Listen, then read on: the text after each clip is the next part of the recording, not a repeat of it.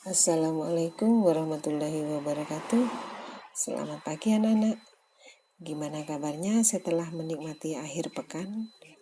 Oke, anak-anak, hari ini kita akan belajar tematik tema 1 subtema 3 PP3 dengan muatan EPS dan PKN.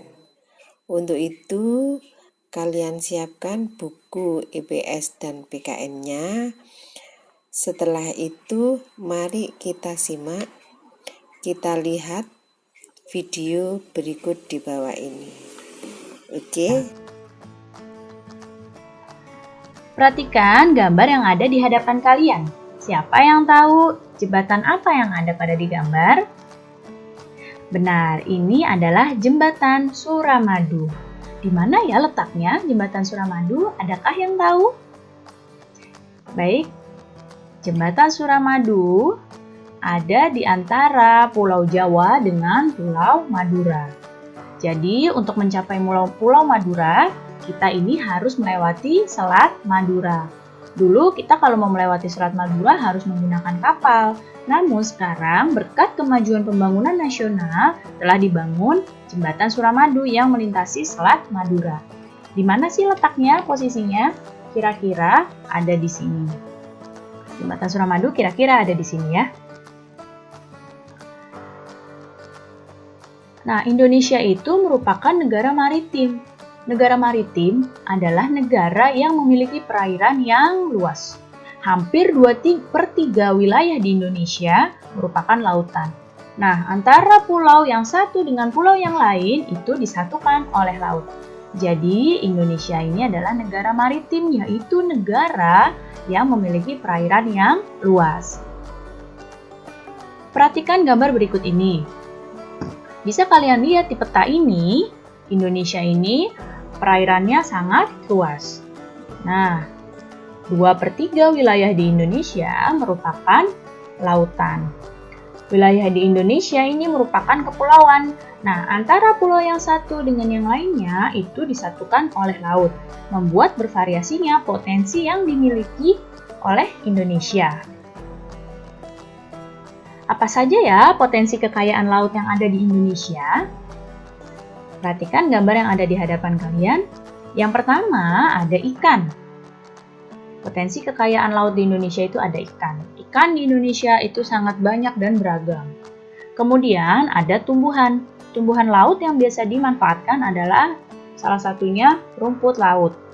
Kemudian ada mutiara, ada terumbu karang, ada garam, dan minyak bumi.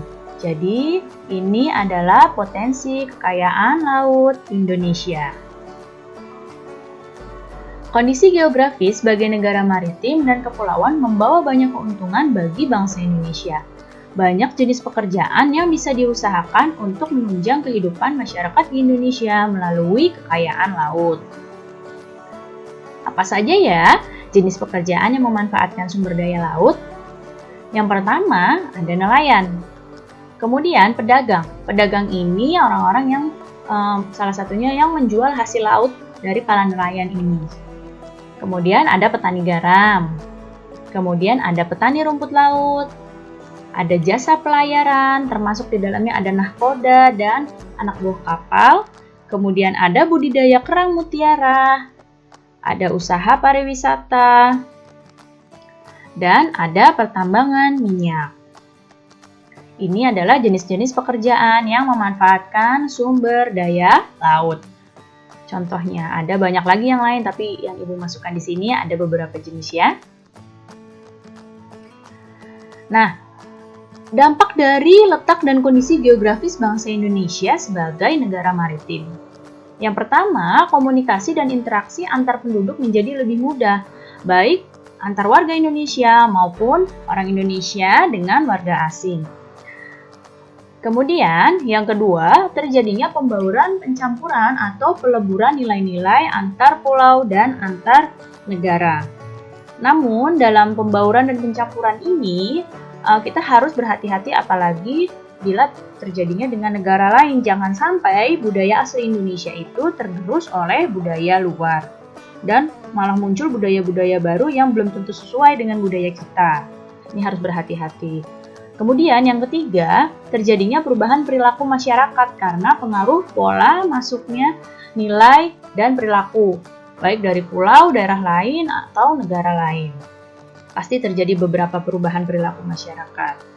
Kemudian, yang keempat, terjadinya perpindahan ilmu, pengetahuan, dan teknologi.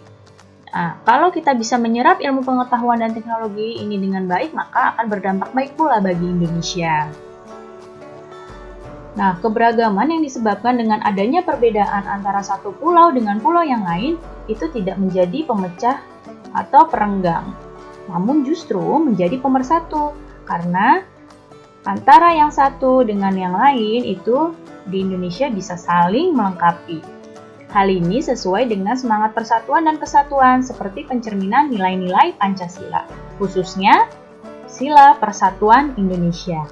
Selain itu juga mencerminkan nilai-nilai yang terkandung dalam sila keadilan sosial bagi seluruh rakyat Indonesia. Nah, tahukah kamu, meskipun terdiri atas 5 sila, namun Pancasila itu sebenarnya merupakan satu kesatuan yang utuh? Perhatikan contoh berikut ini.